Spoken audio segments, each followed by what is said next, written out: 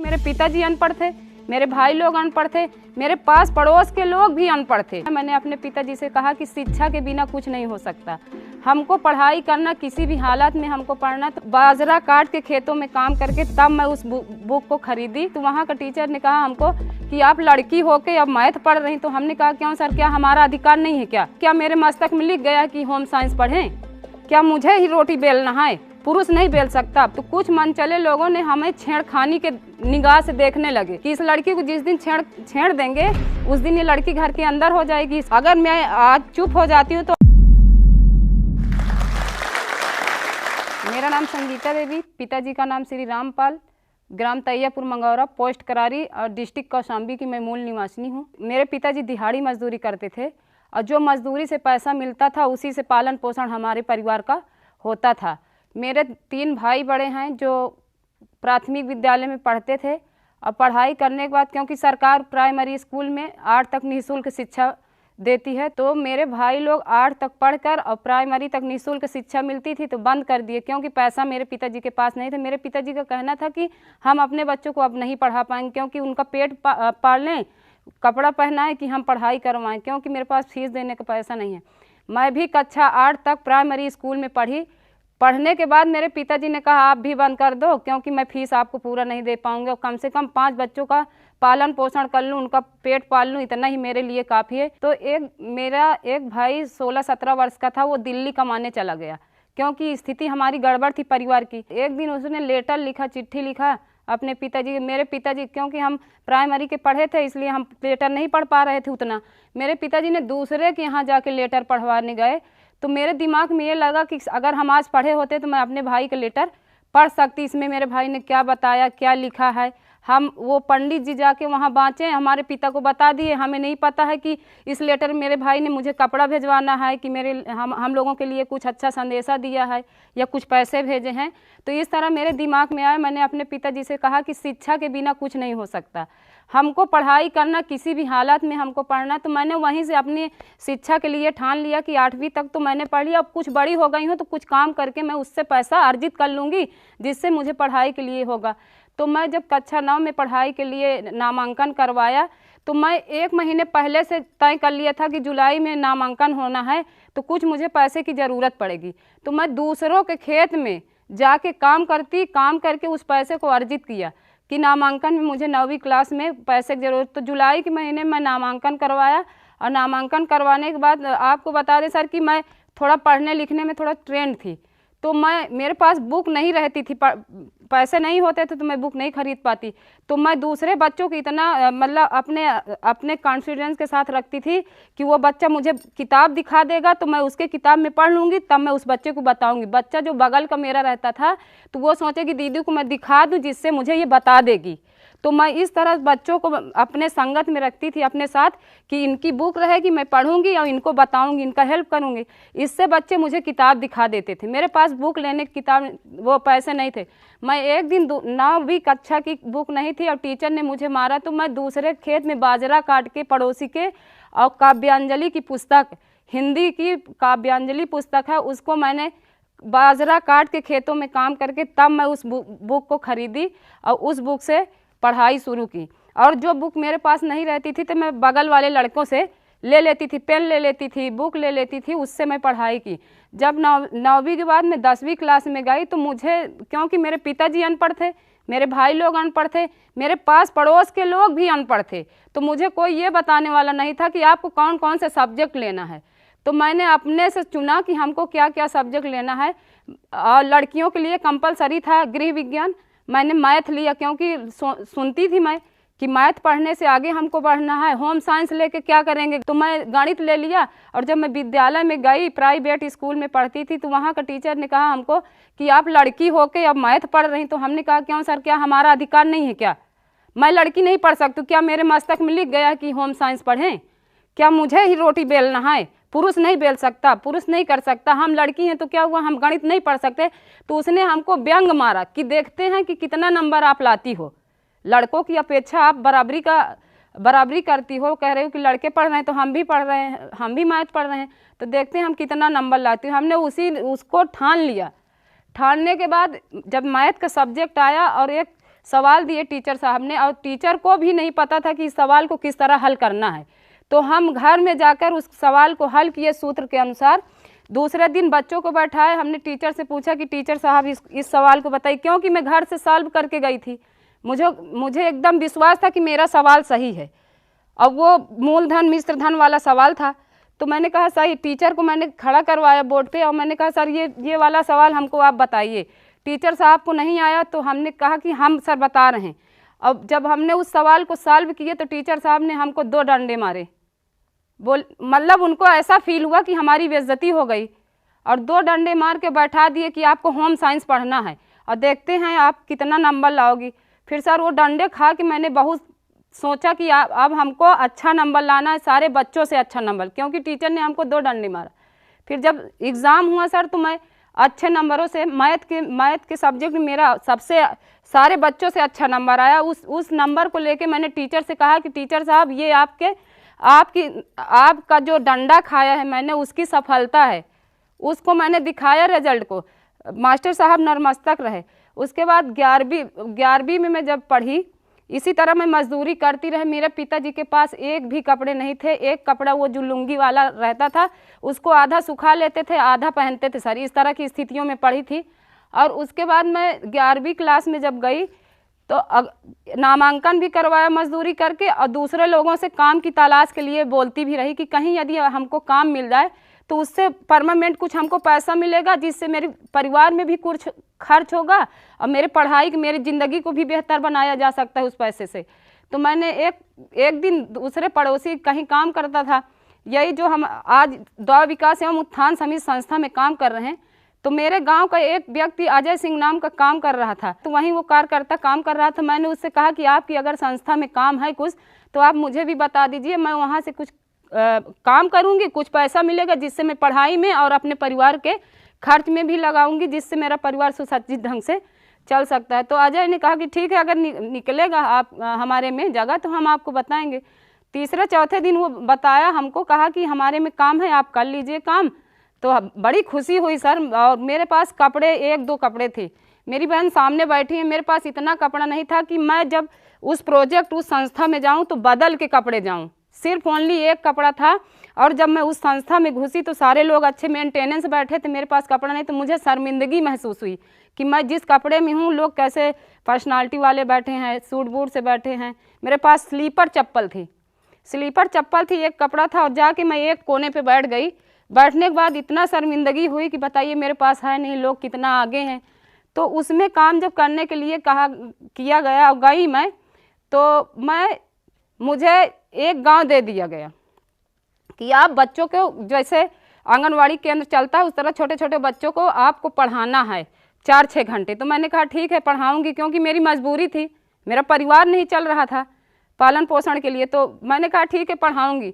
मैंने छोटे छोटे बच्चों को एक गांव में बैठा कर और 4 घंटे NFE चलाती थी। चलाने के बाद मुझे महीने में 500 रुपये मिलता था। और जब मैं 500 रुपये पाई, इतना खुश हुई कि घर जाके अपने पिताजी को दिए। मेरे पिताजी बोले कि 500 रुपये आज मेरी बेटी लेके आए। मेरा परिवार इतना खुशहाल हुआ उस दिन 500 रुपये देखकर। उन्होंने कहा चलिए कम से कम, हमने अपने पिताजी से कहा कि पिताजी यदि आप पढ़ाई बंद करवा देते तो शायद मैं आज इस लायक नहीं हुई हूँ। भाई के बराबर मैं 500 रुपये लेके आई। भाई दूसरे के यहाँ मतलब शहर में काम करता है 12 घंटा 14 घंटा, तब इतना भेजते हैं। और आज मैं वहाँ पढ़ाती हूँ बच्चों को, 500 रुपये मिले। जब 500 रुपये मिले तो धीरे धीरे करके मैं कुछ पैसे अर्जित करके अपने कपड़े खरीदे। और मैंने अपनी बहन को, मुझे इतना तमीज़ नहीं था, इतना वो नहीं था कि मैं सर कहीं जाके कपड़े खरीद सकूँ। और 150 का मैं कपड़ा ली तो उसको मैं 10 बार देखी हूँ, 10 बार उसको देखी हूँ। इतना खुशी हो गई कि बताइए मेरे पास ये वाला कपड़ा। और कपड़ा फेरी का, जो गांव में फेरी वाले आते हैं उससे लिया था। उस कपड़े को मैं खुशी होकर 10 बार देखी हूँ। सिलाई वाले जो सिलते हैं वहाँ तक जाके उसको बार बार पन्नी से देखती थी। इतना मेरे अंदर खुशी कि मेरे एक जोड़ी कपड़ा हुआ। उसके बाद मैं पढ़ाई करती रही, बच्चों को पढ़ाती रही। फिर मुझे 3 महीने बाद 3 गांव दे दिए कि आपको एक्टिविस्ट पद पे काम करना है। लगन और मेरी मेहनत को देखते हुए सर ने मुझे 3 गांव दे दिए। 3 गांव में मैं 6 महीने एक्टिविस्ट पद पर काम करती रही। वहाँ का डॉक्यूमेंटेशन करती रही, वहाँ का सारा रिकॉर्ड देखती रही। जब मैं पढ़ाई कर रही थी इंटर में, तो जब हम काफ़ी दूर पढ़ाने जाते थे तो मैं साइकिल सीखने लगी, क्योंकि पैदल काफ़ी नामुमकिन था जाना। तो साइकिल से जाने लगे तो लोग बोले कि अब ये हवाई जहाज़ चलाएगी, अपनी बेटी को हवाई जहाज़ से चलाएंगे। फिर भी मैं बोली को उनकी सुनती थी और नकारते हुए आगे अपने पथ को नहीं छोड़ा। जहाँ शिक्षा नहीं थी वहाँ से उभरना सर मेरे लिए बहुत कठिनाई थी, और उस कठिनाई से मैं उस परिस्थितियों को झेलते हुए आगे बढ़ने की कोशिश की। तो मेरे पिताजी ने कहा कि इंटर पढ़ लियो बेटी, अब बड़ी हो गई हो, अब तुमको घर में रहना। लोग हमको बोलते हैं, कहते हैं कि इनकी बिटिया अकेले जाती है, इनकी बेटी बाहर जाती है। तो हमने कहा कि पिताजी आप दूसरों की बोली पर मत आइए, हम जो कर रहे हैं वो करने दीजिए, हमको आगे बढ़ना है। तो कुछ मनचले लोग जब मेरे पिताजी को समझाए और नहीं समझे, मेरे पिताजी ने मुझे रोका मगर मैं नहीं रुकी, अपने पथ को नहीं छोड़ी। तो कुछ मनचले लोगों ने हमें छेड़खानी के निगाह से देखने लगे कि इस लड़की को जिस दिन छेड़ देंगे उस दिन ये लड़की घर के अंदर हो जाएगी, इसके भाई बाप इसको अंदर कर देंगे, इसकी पढ़ाई भी रुक जाएगी, आगे भी नहीं बढ़ेगी। मैं एक दिन ड्यूटी गई और ड्यूटी से वापस आई 4 बजे शाम में, तो वो मनचले लोग, मैं समझ को गई और वो मनचले लोग मुझे छेड़ दिए।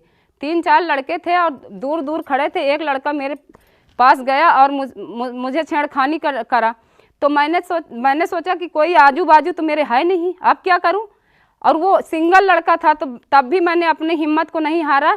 उसका बाल थोड़ा बड़ा था, वो आगे का पोर्शन आगे बड़ा था, तो मैंने उसका बाल पकड़ा। अब बाल पकड़ने के बाद उसको ऐसे हाथ से मार के टेउना उसको गिरा दिया। अब गिराने के बाद मैंने शोर भी मचाती रही कि जो आजू बाजू के लोग हैं वो भी दौड़ पड़ेंगे तो मेरा हौसला और बुलंद हो जाएगा। अगर मैं ये सोच लेती कि वो पुरुष है तो मैं शायद उससे नहीं लड़ पाती। मैंने कहा 2 हाथ पाँव इसके हैं, 2 हाथ पाँव मेरे हैं, तो क्या ये मेरे से बड़ा है, बलवान है। तब मैंने उसी खेत में उसको गिरा कर, और वो बनियान पहने था, तो उसका ये पोर्शन पकड़ के ऐसे मुक्का भी मारती रही, जोर जोर चिल्लाती रही। तो जो आजू बाजू के लोग थे वो भी दौड़ पड़े, बोले कि हिम्मत नहीं हारना, हम हैं तुम्हारे साथ। और जब वो लड़का सोचा कि अब काफ़ी लोग आ जाएंगे, पिटाई हो जाएगी, तो वो झटक के उठा, तो उसकी बनियान मेरे हाथ में रह गई। यहाँ से उसका वो हो गया, फट गया, वो निकल गया। तो हम लोग दौड़ाने के बाद वो ट्यूबवेल था, उसी ट्यूबवेल में घुस के कमरे में अब बंद कर लिया, भीतर से कुंडी लगा लिया। तब तो हमारा जोर नहीं चल पाएगा क्योंकि हम दीवार तोड़ नहीं सकते। फिर हमने घर आई वहाँ से, और शाम भी हो गई, वो अंदर घुसा था। तो मैं उसके घर आई, उसके पिता से बोली कि अगर आपने बेटे को दूध पिलाया तो मैदान के सामने लड़ाया करिए, छिप के नहीं लड़ा जाता। भाई मैं समझ गई वो लड़का छिप के लड़ रहा है मेरे से। अगर तुमने बेटा पैदा किया तो मेरे सामने मैदान में लड़ाइए, जिसकी औकात होगी वो जीतेगा। तो उसने कहा क्या हुआ, हमने सारी बात बताई। उसके बाद मेरे पिता ने हमको दबाने लगे कि अरे रहने दीजिए, लड़की हैं आप, शोर हो जाएगा, समाज में लोग बुरा कहेंगे। मैंने कहा कि आज मेरे साथ जब इस तरह का हादसा होता है तो कल जो मन चला है वो और किसी लड़की के साथ करेगा। अगर मैं इतनी सक्षम नहीं होती तो क्या मैं उससे निपट पाती। कोई बेटी होती वो रो के चली जाती, घर के अंदर बैठ जाती। मैंने कहा मुझे बैठना नहीं, इसके विपरीत हमको लड़ाई लड़ना है। तो शाम का वक्त था, मैंने करारी थाना एसओ के यहाँ गई, और ये हमारे सचिव दावा विकास एवं उत्थान समिति के परवेश भाई से मैंने फ़ोन किया, और सारे साथी हमारे जाके थाने में FIR करवाया। तो लड़का का पिता भट्ठे में काम करता था। जो भट्ठा मालिक था वो दबंग किस्म का था। तो लड़के के पिताजी ने उस भट्ठे मालिक को लेके गया और बोला कि कुछ पैसे दे देंगे जिससे मेरा बेटा छूट आएगा। और जिसके पास पैसे होते हैं सर, उसकी काफ़ी बातें होती हैं। तो वो भट्ठे मालिक को लेके गया, भट्ठे मालिक वहाँ थाने में ऐसे पाँव करके बैठ गया। तो हमने कहा ऐसे बैठने से काम नहीं चलेगा, मुझे न्याय चाहिए। जो लड़की के साथ हादसा हुआ उस हादसे पर न्याय चाहिए मुझे, मैं ये नहीं चाहती पैसे। तो एसओ साहब ने कहा धैर्य रखिए, मैं आपको न्याय दिलाऊंगी। तो एसओ साहब उसको रात भर रुकाए अपने थाने में, और दूसरे दिन उसको 1 महीने के जेल की सज़ा दिए। हमने कहा शायद इस तरह अगर मैं आज चुप हो जाती हूँ तो आइंदा सभी लड़कियों के साथ ऐसा होगा, कोई लड़की आगे पढ़ने की कोशिश नहीं करेगी, आगे बढ़ने की कोशिश नहीं करेगी। तो मैं उसके बाद फिर इंटर पढ़ी। इंटर पढ़ने के बाद मुझे दे दिया गया 3 गाँव। मैं वहाँ डॉक्यूमेंटेशन करती रही, और मेरी सैलरी भी सर देखते रहे मेरे कामयाबी को कि किस तरह मेहनत करती है। और मैं 25 किलोमीटर 30 किलोमीटर कम से कम 30-35 किलोमीटर प्रतिदिन साइकिल चला के और गांव में जाती थी डॉक्यूमेंटेशन करने कि कुछ पैसा मिलेगा तो मुझे फिर 4,000-5,000 रुपये मिले। और मुझे खुशी हुई कि बताइए, कम से कम इतना कभी देखे नहीं हैं। मिलता है। उसके बाद जब मैं इंटर पढ़ी, इंटर के बाद मेरे पिताजी ने कहा कि अब हमको शादी करना है। तो एक गांव में भ्रांतियां हो जाती कि लड़की जाती है, वो अकेली जाती है, दूर जाती है, कहाँ कहाँ घूमती रहती है। तो मेरे गांव में एक चर्चा का विषय बन गया था कि अरे रामपाल की लड़की तो अकेली जाती है। और वो क्योंकि वहाँ शिक्षा की कमी थी, उनकी सोच उतनी ही थी, कुएं का मेढक कुएं में था, क्योंकि संसार देखे नहीं थे कि बेटी आज कहाँ पे हैं, पढ़ लिख कर जहाज चला रही हैं, टीचर हैं, एनम हैं, हर जगह हर पोस्ट में है, एयरफोर्स में है लड़कियां। तो जब मेरे पिताजी ने मेरी शादी ढूंढने गए तो कहीं जाते थे तो वहाँ लोग जो मेरे कास्ट के लोग थे, सभी का रिलेशन रहता था, तो बोलते थे वहाँ जाके लड़के वाले से कि अरे वो लड़की ठीक नहीं है, कहीं ना कहीं साइकिल से जाती रहती है अकेले दुकेले। तो मेरे पिता जब जाते थे वो शादी ढूंढने तो मायूस होकर लौटते थे, बोले अरे बेटी देखो तुमको कहा था ना कि तुमको अकेले नहीं निकलना है, अब समाज देखो जीने नहीं दे रहा है, जहाँ हम जाते हैं वहाँ शादी वाले कह देते हैं कि अरे लड़की तुम्हारी घूमती है। तो अब बताइए हम क्या करें। तो मैंने अपने पिताजी से कहा कि पिताजी शादी होना कोई बड़ी बात नहीं है, अगर बेटी अपने पर निर्भर है तो परिवार को चला सकती है, आप मायूस मत होइए, जहाँ मेरी शादी होगी तो होगी, मैं पढ़ लिख के आगे बढ़ूंगी तो लोग लाइन लगाएंगे। हम कहें कि लड़का वाला आपके पास आएगा बोलने कि आप अपनी लड़की की शादी कर दीजिए, कम से कम मुझे अपने लक्ष्य की प्राप्त तो करने दीजिए ना। समाज का आप सुनेंगे तो मुझे मेरे पाँव में बेड़ी बांध देंगे, मुझे उड़ने नहीं देंगे, मुझे आगे बढ़ने नहीं देंगे। अब आप शादी का सोच रहे हैं, मैं नहीं कह रही कि आप मेरी शादी करिए, मैं आपसे ये कह रही कि आप मुझे उड़ने तो दीजिए। आपसे खुद लड़के वाले मांगने आएंगे कि आप अपनी लड़की की शादी कर दीजिए। तब मेरे माँ बाप को थोड़ा तसल्ली होती थी। जब तसल्ली होती थी तो मैं इंटर करने के बाद बीए में पढ़ाई की और यही दवा विकास एवं उत्थान समिति में काम भी करती थी, उससे पैसा पैदा होता था। तो कुछ पैसे मैं अपने परिवार में लगाती थी और कुछ पैसे मैं अपने पढ़ाई में लगाती, क्योंकि मेरी ज़िंदगी अच्छे से बेहतर बने। तो जब मैं कुछ पैसे पाती थी वो पढ़ाई में बीए किया। बीए के बाद मेरे दूसरे लोग आए मेरे पिताजी के पास सगाई के लिए, बोले आपकी लड़की तो इंटर पढ़ ली, हमारे परिवार में कोई पढ़ा नहीं है, ऐसा करिए कि आप अपनी लड़की की हमारे यहाँ शादी कर लीजिए। तो मैंने कहा कि देखिए पिताजी अब आपका नाम होने लगा, अगर मैं वहीं से बैठ जाती तो मैं सांवली भी हूँ और देखने में कुरूप हूँ, आपको बहुत पैसा भी लगता, और आज मैं काबिलियत हूँ, पढ़ी हूँ, तो देखिए जो रिश्ता वाले आ रहे हैं आपसे कह रहे हैं ना कि कर दीजिए हमारे यहाँ, क्योंकि उनको लगता है कि आपकी बेटी इंटर पढ़ी है, बीए कर रही है, अब देखिए आपका नाम रोशन हो रहा है कि नहीं। तो मेरे पिताजी के अंदर कुछ चेहरा उनका खुशहाल हुआ कि नहीं नहीं आपको आने लगे, रिश्तेदार आने लगे, मांगनी करने लगे।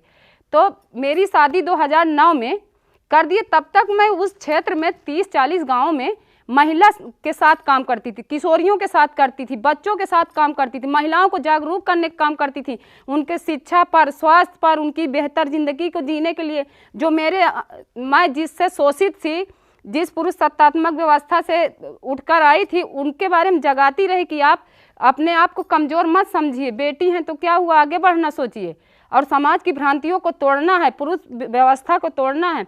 2009 में मेरी शादी हुई और जब मैं ससुराल गई तो वहाँ के लोग भी बोलने लगे कि देखो ना उनकी बहू तो बाहर जाती है।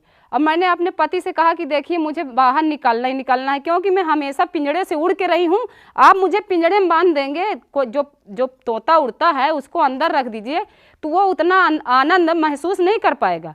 अब आप मेरे से शादी कर रहे हैं, अब मेरे पैर में जंजीर मत बांधना, अब मुझे उड़ने देना, क्योंकि मैं समाज देखी हूँ, मुझसे अंदर रह नहीं जाएगा। तो बोले ठीक है।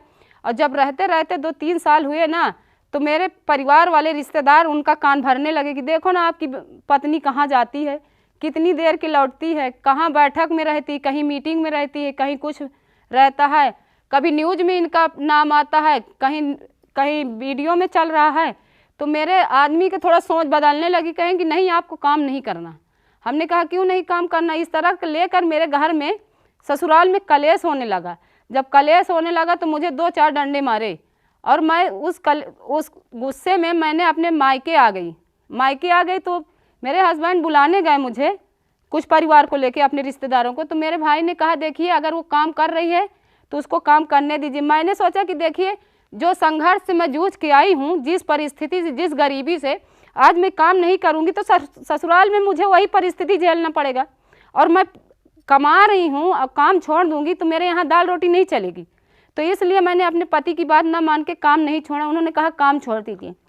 कुछ चंद लोग होते हैं जो मजम्मत लेते रहते हैं कि इनका परिवार अच्छा चल रहा है, और अगर इनकी बीवी छोड़ देगी काम, पैसे नहीं होंगे तो वो परिस्थिति में फिर आ जाएंगे, मेरे बाल बच्चे पढ़ नहीं पाएंगे। तो मैंने उनकी एक भी न मानी और ससुराल चली गई, मायके चली गई।